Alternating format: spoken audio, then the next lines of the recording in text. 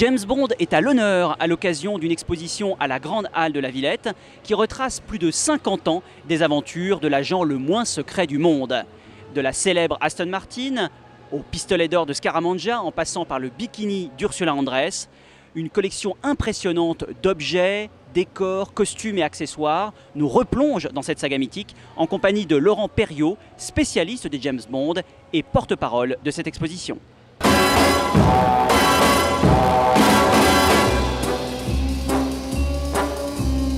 C'est la première fois en France qu'il y a une exposition liée à James Bond, avec pas loin de 600 objets qui viennent des archives d'Eon Production, qui sont la société qui produit les James Bond depuis 1962.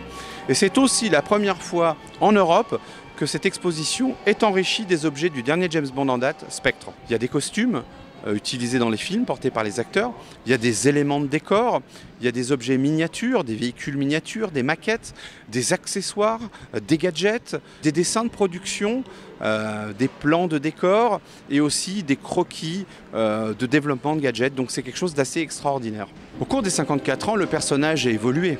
Évolué déjà du fait que les acteurs se sont succédés.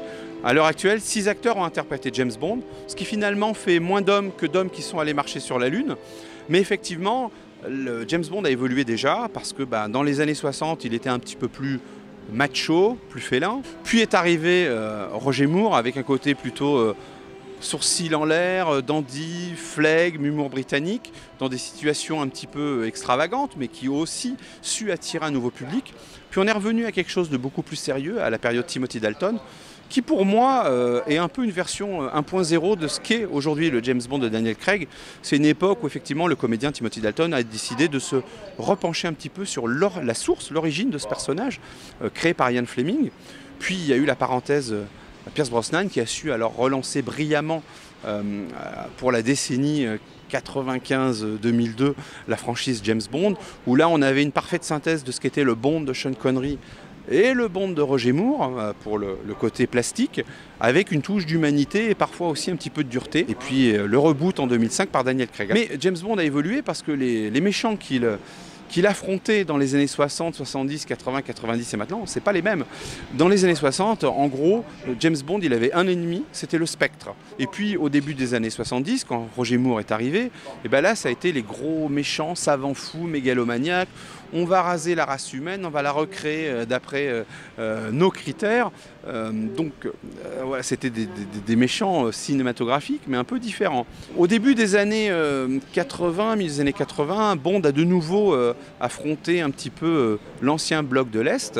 Mais voilà, boum, en 89, le mur de Berlin, il est tombé. Alors, il n'y avait plus le Spectre, il n'y avait plus les savants fous, il n'y avait plus le bloc de l'Est. Alors qu'est-ce qui se passe pour James Bond? James Bond, il s'est adapté à la géopolitique. Aujourd'hui, il combat des sales types, des gens qui veulent protéger des secrets, qui veulent commettre des actes terroristes, qui veulent avoir le contrôle de l'acheminement du pétrole ou de l'eau, ou le contrôle de l'information. C'est aussi ça l'évolution du personnage de James Bond. Et puis, bien sûr, au milieu de tout ça, il y a l'évolution du look. Les vêtements des années 60 ne sont pas ceux que l'on porte maintenant, même si malgré tout on a une tendance à revenir à des choses un petit peu plus serrées et qui rappellent un peu les costumes originaux de Sean Connery. C'est aussi l'évolution de la façon de faire du cinéma. Aujourd'hui, on utilise beaucoup d'effets spéciaux, même on va dire d'objets miniatures qu'on crée à partir d'images 3D et qu'on imprime avec des imprimantes 3D. À l'époque, quand on voulait faire une miniature d'une voiture, il fallait la dessiner, la sculpter dans le marbre, faire un moule, injecter de la résine, la poncer, la peindre, l'accessoiriser.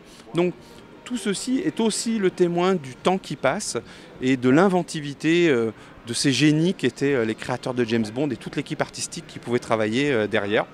Je voudrais aussi attirer le fait que Sir Ken Adam, qui nous a quittés il n'y a pas longtemps, était un designer, un chef décorateur génial.